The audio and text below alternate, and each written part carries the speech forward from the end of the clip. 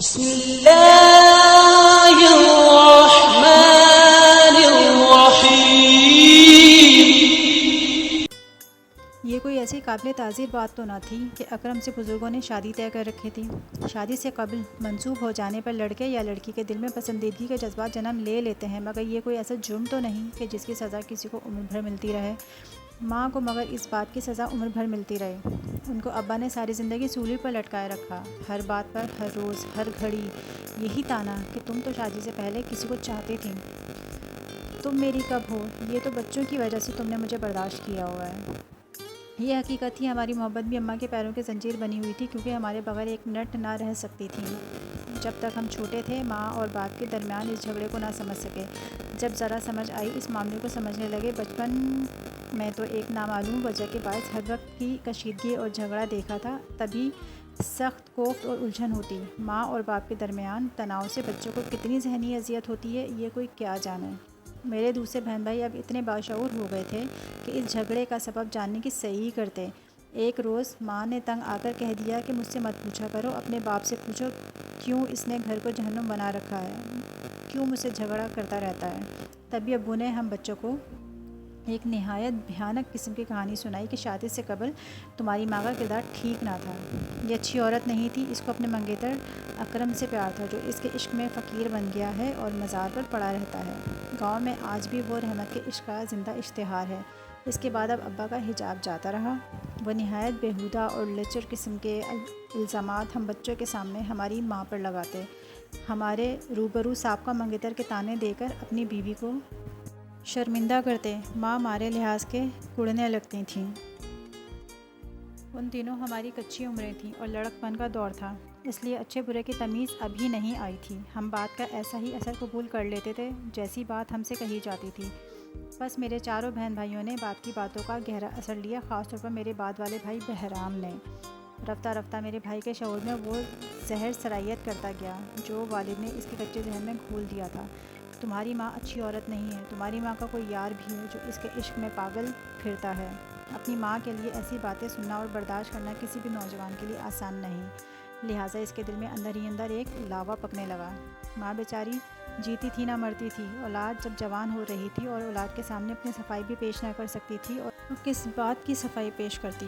جس نے کوئی قصور ہی نہ کیا ہو وہ کیا اپنی صفائی پیش کرے؟ میں البتہ سمجھتی تھی کہ میری ماں بے قصور ہے۔ ابا کی تو عادت تھی ہر وقت کسی کو مجرم ٹھہرانے کی، مگر وہ اس بات کا احساس نہ کر سکے کہ باپ کا ماں کے خلاف غلط اور زہریلا قسم کا پروپیگنڈا ان کے بچوں پر کیسے منفی اثرات مرتب کرے گا۔ ہم سارے ہمیشہ کے لیے اپنے والدین سے متنفر ہو رہے تھے۔ یہی نہیں، گھر میں ایک پیار، محبت اور اعتماد کی جو فضا ہوتی تھی وہ ہلاکت میں پڑ چکی تھی۔ افسوس، پھر ہم بچے پیار بھرے رشتوں کے اعتماد سے عاری رہ گئے جو ایک پرسکون گھر میں پرورش پانے والے بچوں کے مابین قائم ہوتا ہے۔ ہم ماں باپ سے ہی نہیں، آپس میں بھی ایک دوسرے سے متنفر ہوتے گئے، کسی رشتے پر اعتماد نہ رہا، کسی سے پیار نہ رہا۔ دراصل ہم سخت ذہنی کرب، کشمکش اور انتشار کے کانٹوں میں پھنس کر بڑے ہوئے تھے۔ ابا کو تو بالکل بھی اس بات کی سمجھ نہ تھی کہ ان کے اس غلط قسم کے رویے سے ان کی اپنی اولاد کا کس قدر نقصان ہو جائے گا۔ ہم تو ذہنی اور روحانی طور پر کھوکھلے اور کنگلے ہو گئے۔ میرے دوسرے بہن بھائی ماں اور باپ دونوں کے نہ رہے، جبکہ میں ماں سے کچھ ہمدردی دل میں رکھتی تھی۔ ان دنوں میرے بھائی بہرام کی عمر 17 برس تھی جب یہ حادثہ ہوا۔ ایک روز والد ڈیوٹی سے گھر آئے تو اماں سے مخاطب ہوئے کہ آج اس منحوس اکرم کا دیدار ہو گیا ہے جو تمہارے عشق میں پاگل ہو کر ملنگ بن گیا ہے۔ تمہارے میکے کے گاؤں جانا ہوا تھا، وہاں کوئی قتل ہو گیا تھا، اس سلسلے میں گیا تھا۔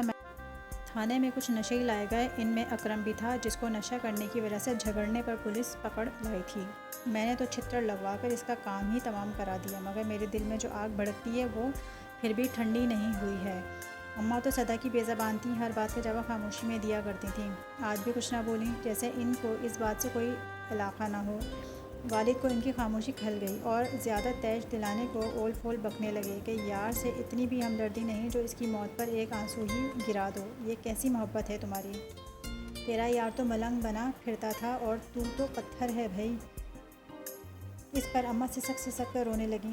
ظاہر ہے جوان اولاد کے سامنے اتنی اہانت کون عورت سہ سکتی ہے؟ وہ تو اپنی بدنصیبی پر روئیں۔ ابا نے بہرام کو پکارا، دیکھنا بیٹا کیسے تیری ماں اپنے یار کے مرنے کا سن کر بین کرنے کو ہے، پھوٹ پھوٹ کر رو رہی ہے۔ بھائی پاس ہی بیٹھا اپنا جوتا پالش کر رہا تھا۔ اس کی عمر ایسی تھی کہ جس میں ہوش کی بجائے جوش کا زیادہ دخل ہوتا ہے، سو وہ ابا کی باتوں پر یک دم سخت طیش میں آ گیا۔ مکانگی انداز میں اٹھا اور منہ سے ایک لفظ نکالے بغیر ابا کا پستول نکال کر لے آیا اور اندھا دھند فائر کھول دیا۔ ماں کی کھوپڑی کے ٹکڑے اڑ کر دور جا پڑے۔ جب وہ خون میں لت پت گر گئیں تو اس نے اپنا رخ ابا کی طرف کیا اور ان کے ساتھ بھی یہی سلوک کیا۔ ہم نے جو یہ منظر دیکھا تو خوف سے کمرے میں گھس کر چاروں نے اندر سے کنڈی لگا لی۔ اس قدر خوفناک منظر تھا کہ میری چھوٹی بہن بے ہوش ہو گئی اور چھوٹے بھائی کی بھی گھگھی بن گئی۔ فائر کی آواز پر پڑوسی آ گئے اور صحن میں جھانکا۔ ایسا منظر خدا کسی کو نہ دکھائے۔ انہوں نے پولیس کو اطلاع کی۔ بھائی نے رضاکارانہ طور پر خود کو پولیس کے حوالے کر دیا۔ میرا کمسن بھائی، جس کے ذہن میں بچپن سے ابا کی نادانی نے زہر بھرا تھا، جیل کی آہنی سلاخوں کے پیچھے چلا گیا۔ کئی دنوں تک ہم ڈرے سہمے رہے، پھر ہم کو چچا اپنے گھر لے آئے۔ میری شادی اپنے بیٹے سے کر دی۔ میری عمر 18 کے لگ بھگ تھی اور خاصی سمجھدار تھی۔ بھائی تو جیل جا چکا تھا۔ باقی 2 بہنیں اور ایک بھائی چھوٹے چچا کے گھر میں رہنے لگے۔ ماں کی وفات کا غم تھا، ابا کا بھی دکھ تھا۔ ماں تو ایسے شکنجے سے نجات پا چکی تھی جو ان کو ہمہ وقت جان کنی کے عذاب میں مبتلا رکھا تھا۔ زیادہ غم تو مجھے اپنے بھائی بہرام کا تھا، جس کے ہاتھوں ناحق اماں اور ابا کا قتل ہو گیا تھا۔ ماں باپ کے ساتھ زندگی پریشان کن تھی تو ان کے بعد بھی عذاب تھی۔ میں تو پھر اپنے گھر میں سکھی تھی۔ چچا کے ہاتھوں میرے بھائی بہن خوار ہو گئے۔ ان کو خوش کرنے کی خاطر دونوں چھوٹی بہنوں کو بڑے پاپڑ بیلنے پڑے۔ وہ آپس میں بھی جھگڑتیں اور ایک دوسرے کی عزت نہ کرتیں، جس پر چچا ان کی پٹائی کر دیتے۔ چھوٹا بھائی چچا کے بچوں سے الجھتا، وہ گستاخ اور بدتمیز کہلاتا۔ ذرا بڑا ہوا تو غلط راہ پر چل نکلا۔ مجھے اس سے امیدیں تھیں، مگر وہ گھر سے غائب رہنے لگا۔ چچا نے کافی سمجھایا، سختی کی تو وہ گھر سے بھاگ گیا۔ بعد میں ایک بہن کو میں نے دیورانی بنا لیا اور وہ میرے پاس آ گئی۔ چھوٹے کو چچا نے دوسرے گاؤں بیاہ دیا، مگر وہ شادی کے 3 سال بعد طلاق لے کر لوٹ آئی۔ اس کی دونوں بچیوں کو سسرال والوں نے رکھ لیا، جس پر وہ ہر وقت رویا کرتی تھی۔ ایسے ماں باپ کے بعد اولاد کا حشر برا ہوتا ہے، جن کے گھر لڑائی جھگڑا رہتا ہے۔ عورت جتنی کوشش کرے اولاد کی خاطر قربانیاں دے یا اس کی اچھی پرورش کرنے کی صحیح کرے، جب تک باپ ساتھ نہ دے اکیلی ماں اولاد کی زندگی نہیں سدھار سکتی۔ ہماری ماں تو بیچاری شوہر کے شک و شبہ کی نظر ہو گئی۔ ہماری بدقسمتی نے ان تمام مصائب کے بعد بھی ہمارا پیچھا نہ چھوڑا، اور ستم در ستم یہ ہوا کہ میرا دیور، جس کی شادی میری بہن کے ساتھ ہوئی تھی، وہ بھی شادی کے چند سال بعد میری بہن پر شک کرنے لگا اور اسی روش پر چل پڑا جس پر میرے والد تمام عمر چلتے رہے اور میری والدہ کو اپنے ستم کا نشانہ بناتے رہے۔ یہ خون کا اثر تھا یا کچھ اور؟ کیونکہ وہ بھی تھا اور تو میرے والد کا بھتیجا، اس نے بھی میری بہن کی زندگی کو جہنم بنانے میں کوئی کسر نہ اٹھا رکھی۔ وہ اسے ہر وقت یہی طعنے دیتا کہ تو بدچلن ماں کی بیٹی ہے اور خود بھی بد کردار ہے۔ میری بہن بے قصور تھی اور حساس بھی۔ زیادہ دیر یہ ستم نہ سہ سکی اور اس نے کیڑے مار دوا پی کر خودکشی کر لی۔ والدین کے بعد تمام بہن بھائیوں کا دکھ دل میں لیے جی رہی ہوں اور اپنے گھر میں خوش ہونے کے باوجود اداسی کے حصار میں گھری رہتی ہوں۔